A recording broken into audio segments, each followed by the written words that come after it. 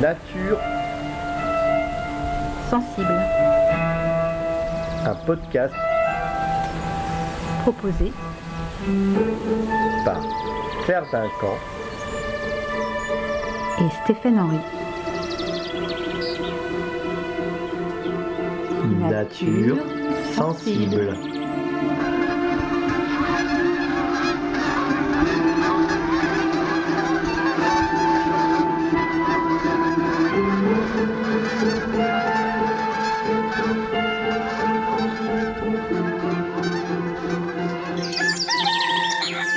Le podcast qui vous offre une vision holistique de l'éco-conception, De l'écologie et du lien homme-nature dans nos habitats d'aujourd'hui et de demain.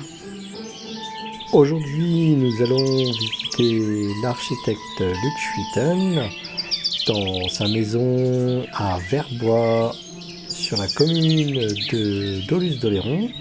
Nous pouvons lire sur son site: la maison s'inscrit dans un plan en croix, les chambres étant sur les bras et les pièces de jour dans l'axe principal. Depuis l'extérieur, les volumes et la corniche avec la frise de tuiles sont des éléments de l'architecture locale. En revanche, on remarque ces portes, fenêtres et volets qui se replient ensemble vers l'extérieur pour mieux ouvrir la salle à manger vers le jardin. Le séjour prend l'aspect d'une église aux 4 arches en anse de panier. Et pourtant, Luc Schuiten se défend bien de ce dessin. Il n'y a rien de mystique, contrairement aux apparences. Tout est rationnel. Je cherche à mettre en scène notre vie dans la maison. La voûte est ce qu'il y a de plus pertinent par rapport à la portée, et la forme ronde tombe parfaitement dans cet espace. Que ce soit sous plafond ou sous linteau, il faut une hauteur minimale pour que le corps, mais aussi l'esprit, puisse circuler librement. Pour fermer la baie du pignon, on procède à la remontée de la terrasse en bois au moyen d'une manivelle à la façon d'un pont-levis, qui vient alors obturer complètement l'ouverture. Monsieur Schuiten et sa famille ont préparé un petit coin autour d'un poêle à bois pour ne pas chauffer toute la maison et proposer un bel accueil pour les invités. Bonjour Monsieur Schuiten, merci de nous avoir reçus chez vous. Voilà, donc on vient pour Nature sensible. Donc déjà, pouvez-vous vous présenter, nous expliquer un peu en quoi consiste votre métier d'architecte, voilà. Qui êtes-vous, et voilà, très rapidement. Le métier d'architecte est un métier en fait d'intermédiaire.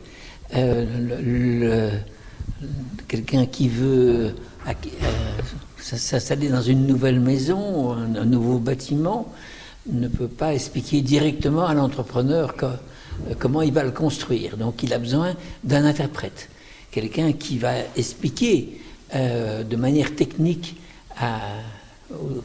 aux professionnels de la construction comment faire pour répondre aux besoins de la personne, de la communauté. Et pour cela, il faut pouvoir avoir l'oreille, écouter correctement ce que les gens veulent, pouvoir l'interpréter de manière très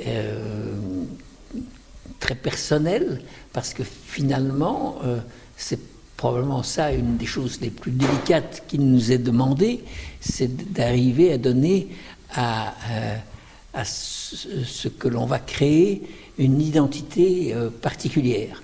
Donc cette orientation n'est pas neutre. Donc on choisit son architecte en fonction du caractère particulier qu'il va donner à l'interprétation des désirs du maître de l'ouvrage pour lui donner une configuration qui va lui convenir et qui va être un plus pour lui, ce qui n'aurait pas la possibilité lui-même de faire. Et donc du coup, pourquoi vous avez choisi ce métier d'architecte ? Mais c'est pour moi quelque chose qui coulait de source.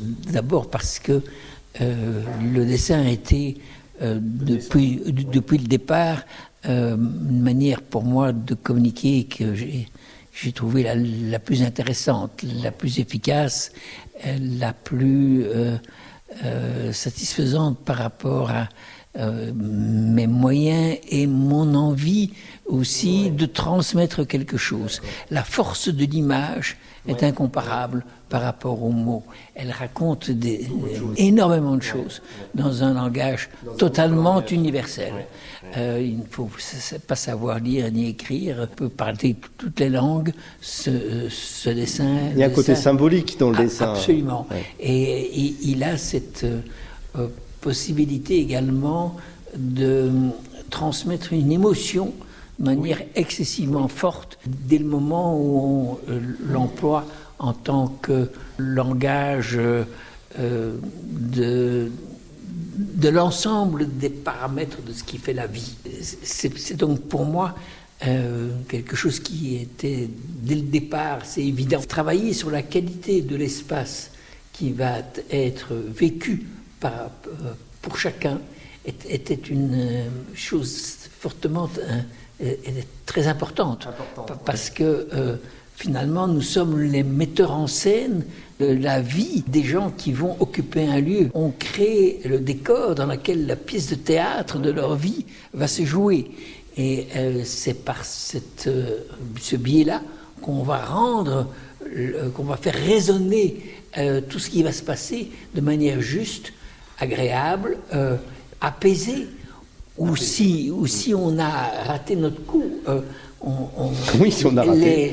Il faut évidemment penser à ça aussi. Oui, tout à fait. On aura le désagrément de voir que par une mauvaise configuration, on a créé des problèmes ou des nuisances. Conflits, des nuisances, des tas de choses qui font que la vie se vit nettement moins bien. C'est pour moi une manière de donner une résonance, un timbre particulier et qui est celui qui doit se rapprocher le plus de la personnalité des gens qui vont occuper le lieu. C'est pour ça que je pense qu'on ne peut pas faire un travail vraiment profond et correct sans bien connaître les gens qui vont habiter le lieu. Et si on travaille pour des habitations qui sont vouées à être louées, la difficulté est beaucoup plus grande. Ah oui, oui.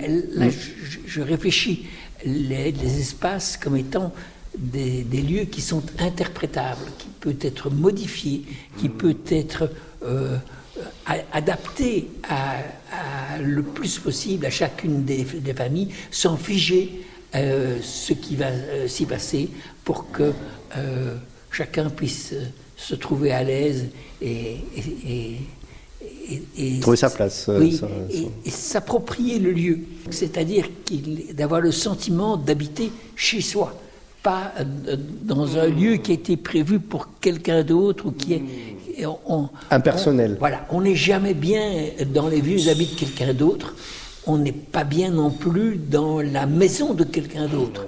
Il faut faut la faire sienne. Et pour ça, c'est de multiples petites touches qui doivent pouvoir être permises, autorisées et suscitées. Donc aller plus loin, donc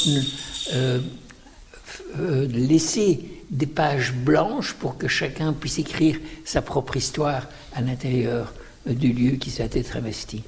Ouais, je rebondis sur la question de résonance. Tout à l'heure, on parlait de résonance. Ça me fait penser à la musique. Oui. J'ai souvent remarqué qu'il pouvait y avoir des liens entre l'architecture et la musique. Absolument. Absolument, c'est une perception sensible d'un espace sonore ou physique et qui permet de multiples interprétations et éveiller des émotions qui sont spécifiques à chacun. On ne réagit pas de la même façon à un espace ou à une musique. Chacun va le recevoir en fonction de son tempérament et de sa personnalité. Alors, vous définissez comme architecte utopiste. Alors, ma question, c'est que... Alors, vous parlez d'utopie, de plusieurs utopies dans vos ouvrages ou dans votre travail. Et donc, ma question, c'est de savoir, pensez-vous que les utopies que vous proposez sont réalisables et dans quelles conditions ? Les utopies qui me préoccupent ne sont que réalisables. Les autres ne m'intéressent pas. Une utopie qui n'a aucune possibilité de se réaliser, elle appartient au rêve. je me méfie beaucoup du rêve, parce que le rêve D'accord. peut tourner au cauchemar. On n'a aucune prise sur le rêve. Le rêve se dirige par lui-même et on assiste à cela sans le contrôler. Moi, j'ai choisi de développer ce qui fait partie des utopies qui ont un ancrage très profond dans la réalité et qui ne s'en écartent jamais, mais qui font partie de l'hypothèse d'un développement orienté dans un sens très particulier. Je ne cherche pas à couvrir un maximum d'hypothèses, mais j'ai choisi d'essayer de voir quelles étaient les différentes possibilités de développement qui correspondraient à une idée d'un futur qui soit écologique, qui soit dans le développement durable, qui soit dans la transition écologique, qui soit biomimétique. Parce que moi j'ai ramené le livre que j'avais acheté, Archiborescence, Ah oui. où on voit l'évolution de la ville depuis les années, je crois, 1900 et quelques, et jusqu'à 2000. Et on voit progressivement dans vos projets de la végétation qui apparaît de plus en plus sur les bâtiments. Alors c'est pas encore le cas aujourd'hui dans l'architecture que l'on voit au quotidien, hein, on est loin. Même si on a des arbres dans les jardins, quand on a des jardins, on est à Oléron, donc ça va, on a de la forêt, on a Verbois, on a de la forêt. Mais quand on habite à Paris ou à Strasbourg, enfin encore que Strasbourg c'est encore verdoyant, il y a certaines villes où c'est très bétonné, etc. Donc ma question, c'est justement qui vient, c'est vous évoquez la nature et la végétation dans les villes. Croyez-vous que ce soit possible aujourd'hui de quelle manière et comment Je pense que cette projection dans le futur ne peut se réaliser que par une volonté de l'ensemble de la population, des gens. Donc ça part de l'idée que on a travaillé notre espace urbain depuis plus d'un siècle en essayant d'éradiquer le plus possible la nature de la ville, pour ne faire plus qu'une ville minérale. Oui, c'est vrai que là, on a beaucoup de villes minérales. C'était la tendance pendant très très longtemps. Oui, on commence à s'inverser un petit peu. Ça commence légèrement à s'inverser. Légèrement, oui. C'est-à-dire que l'ensemble de la population, des citadins, se rendent compte à quel point le manque de nature est pesant et lourd et crée de multiples problèmes dans notre capacité à aimer la ville, à nous trouver bien dans la ville. Cette conscience augmentant de plus en plus que l'absence se manifeste, il y a là maintenant le ferment de quelque chose qui est occupé à se développer, je pense, de plus en plus. Ça ne va pas s'arrêter là. Non, On voit de multiples essais de bâtiments végétalisés, d'arbres, de forêts entières sur des immeubles assez hauts. Oui, c'est vrai qu'on voit des immeubles maintenant avec des forêts et des murs végétaux à Paris, de toutes sortes de façons différentes. C'est devenu très tendance. Oui, c'est tendance. Alors ça montre qu'il y a quand même un véritable mouvement qui commence à prendre racine, c'est le cas de le dire, et qui ne va certainement pas s'arrêter là. Il se fait que les promoteurs immobiliers, tous ceux qui ont comme but unique de faire de l'argent avec l'immobilier, se sont rendus compte que c'était le créneau sur lequel ils devaient se baser. Mais non, s'ils voulaient vendre, donc ils font des toitures plus ou moins vertes. Oui, voilà, plus ou moins. Ils font un semblant de... c'est ça. Mais il y a une tendance. Oui, mais ils savent aussi que plus ils vont faire ça, plus facilement ils pourront vendre. Oui, c'est vrai. Donc ça, c'est aussi un moteur, dans un développement, même si le but en soi ne va pas dans le même sens que celui que nous cherchons. C'est clair, c'est clair. Et puis c'est vrai que maintenant, on voit l'évolution depuis quelques années. On parlait pas, ou très peu encore, il y a quelques années d'écologie. C'est rentré un peu plus dans les mœurs il y a à peu près 10-15 ans. Maintenant, on en parle encore plus avec le réchauffement climatique, qui est une excuse justement mais qui permet aussi de végétaliser les villes, parce que la chaleur, la végétation, ça permet de rafraîchir, etc. Mais on n'est encore pas en 2100 pour avoir des végétations partout. Mais par contre, il commence à y avoir des paysagistes qui commencent à travailler sur des arbres qui maintiennent des plateformes et qui a des bâtiments végétalisés, mais qui ne sont pas habitables, on va dire. Pas encore. Voilà. C'est le début d'une réflexion. Ça commence doucement, bien entendu. On aimerait bien parfois que ça aille plus vite, mais nous avançons. Mais est-ce que ce sera vraiment possible d'habiter un bâtiment vivant ? Ça n'existe pas. Ça demande pas mal de progrès encore à réaliser. Mais est-ce que c'est plus difficile à réaliser que d'envoyer une fusée sur la Lune ? Ah non. Je ne suis pas sûr que de créer une station spatiale autour de la planète. Oui, c'est vrai que la question, c'est de savoir quelles sont les priorités aussi. Et quelles sont les forces vives que l'on veut mettre à contribution pour réaliser ce projet. Quand on a voulu faire une bombe atomique pour détruire une... C'est vrai que quand on prend le raisonnement à l'envers, le projet était d'une difficulté, d'une complexité invraisemblable. Ah, mais on est arrivé quand même. Et on y est arrivé parce qu'on était vraiment déterminé à ça.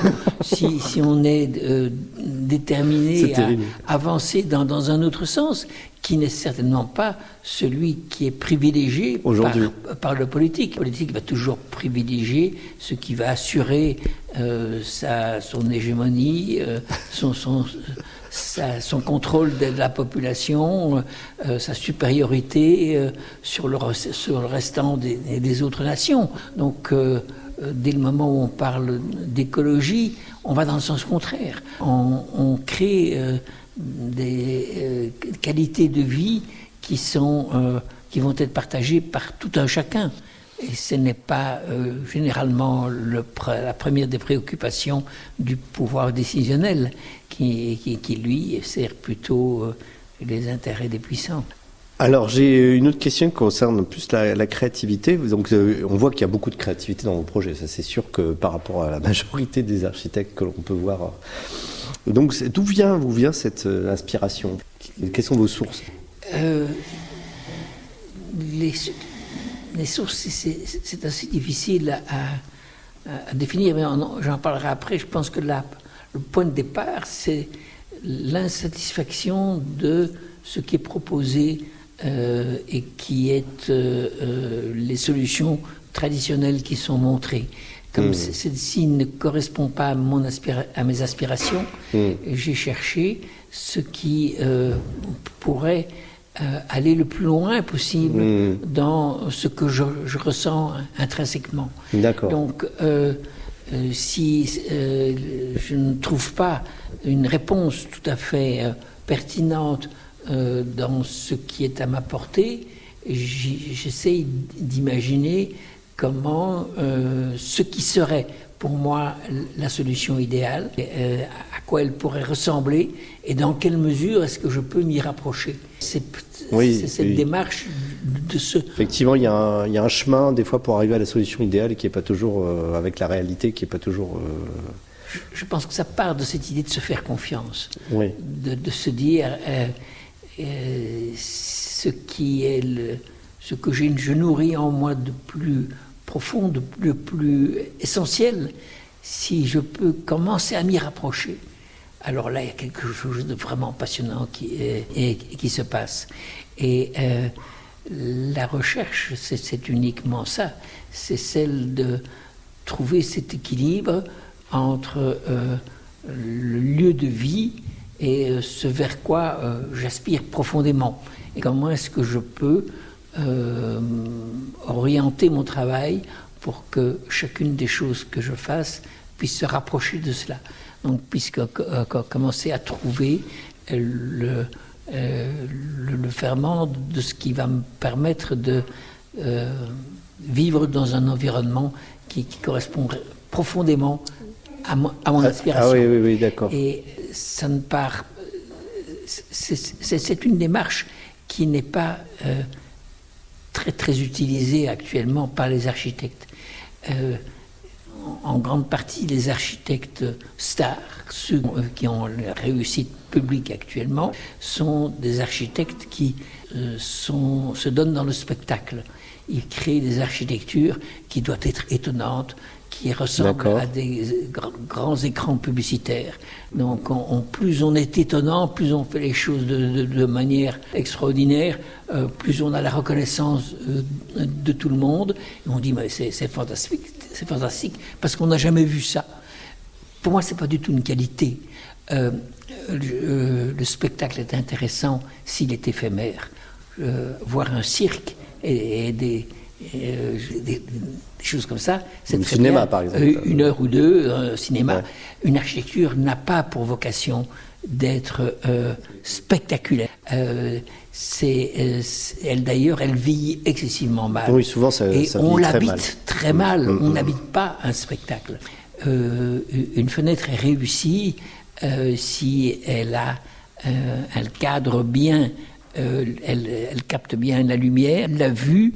Elle est agréable de la position dans laquelle on est à l'intérieur, et vue de l'extérieur, elle doit trouver sa place également. C'est une analyse et une réflexion qui ne cherche jamais le spectacle, mais simplement l'harmonie, mettre les choses juste à leur place.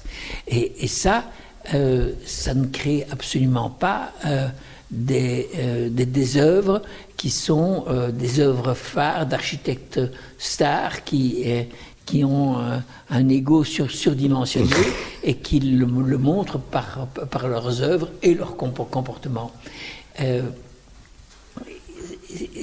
Pour moi, c'était une des choses fondamentales dans ma manière d'aborder l'architecture, c'est d'essayer de partir des besoins réels et des gens qui soient tant utilitaires, physiques, rationnels, mais le faire avec une telle justesse qui a une beauté qui en ressort et qui peut permettre de se suffire à elle-même sans avoir besoin de faire beaucoup de cinéma autour.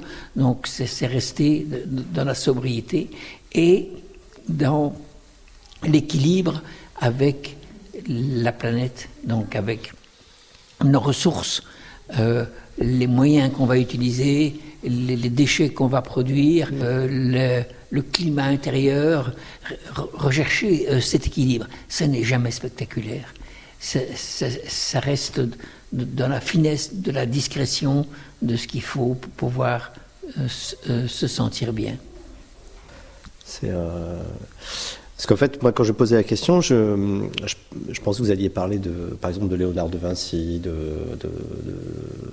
dans vos projets, qui a des inspirations. Mais Léonard de Vinci, c'est évidemment une source infinie d'inspiration.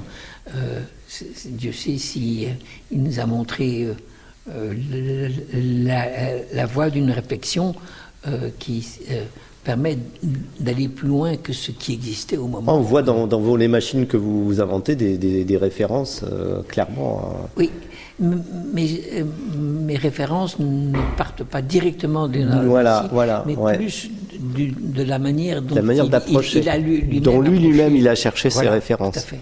Donc, si j'ai imaginé des ornithoplannes à ailes battantes, ce n'est pas en partant de Léonard de Vinci, c'est simplement en me disant que des engins volants qui créent autant de problèmes dans l'environnement, autant de nuisances, qui ne peut de toute façon fonctionner que pendant un laps de temps excessivement court, le temps que nous ayons encore Ouais. du pétrole sur la planète. C'est vrai que ça... Ça ne va pas très loin. Je ne trouve pas que la solution que nous avons trouvée est adéquate par Ouais, rapport ouais. à nos besoins Ouais. et par rapport À la planète, à notre enfin, environnement. l'environnement, tout ça. Tout à fait. Est-ce qu'on peut imaginer qu'il s'agit d'une solution intéressante si elle détruit en partie la qualité de notre lieu de vie? Moi, je n'adhère pas du Ouais, tout c'est à ça. ouais. C'est pour ça que je me suis tourné vers un engin volant qui est fabuleux, qui est l'oiseau. Oui, bien sûr, Et- qui marche très bien. Il marche très bien. Il se maintient en l'air avec très très peu d'efforts, alors qu'il est un plus lourd que l'air. Et il y en a qui volent. Les 3 000, 4 000, animaux. il y en a qui font 10 000 km sans Ouais, ouais, escale. bien sûr. C'est absolument incroyable. Et ils le font chaque année dans Ouais. les deux sens. C'est absolument Ce incroyable. qui est un peu aussi atypique, j'avais relu le site internet où vous expliquiez vos projets, vous parliez de la roue, Oui. de l'impact négatif de la roue, du fait il faut faire une voie pour que la roue puisse rouler, que ça empêche les animaux de passer, etc. Enfin, c'est vrai qu'on s'imagine pas à quel point le fait d'un animal qui marche juste sur ses pattes est beaucoup plus écologique que d'avoir une roue qui roule, où il faut un terrain plat, il faut mettre en œuvre une énergie colossale pour que ça puisse fonctionner. Tout à fait. C'est vrai. Hein, Oui, c'est pour ça que j'ai imaginé quelques D'autres engins systèmes. à pattes, dont un Ouais. vélo à pattes sur lequel je travaille pour le moment avec l'université de Valenciennes Ah ouais. Alors là. et quelques étudiants pour un peu voir jusqu'où on pouvait pousser ce concept. Il y a, alors je sais pas si vous connaissez, j'essaie de vous retrouver le lien parce que je dois voir ça sur ma page, un monsieur qui fabrique des machines qui fonctionnent avec le vent Oui, et ça marche. c'est Théo Janssen. Ah ouais, Un c'est Hollandais. extraordinaire. C'est extraordinaire. absolument Et quand j'ai vu ça, je me dis magnifique. c'est incroyable, ça existe. Oui, c'est Impressionnant, puis un travail de fou. C'est très très beau. C'est un artiste. Et il y a une force Incroyable. d'expression Incroyable. dans ce qu'il fait. Je me dis c'est pas possible, c'est qui est tellement. absolument remarquable. Ah oui, c'est remarquable. Ça me fait penser un peu à ça. Voilà, nous quittons pour l'instant l'Occitane dans cette première partie du podcast. Et nous vous attendons dans la seconde partie. Merci, à bientôt. C'était Nature sensible. Nature sensible.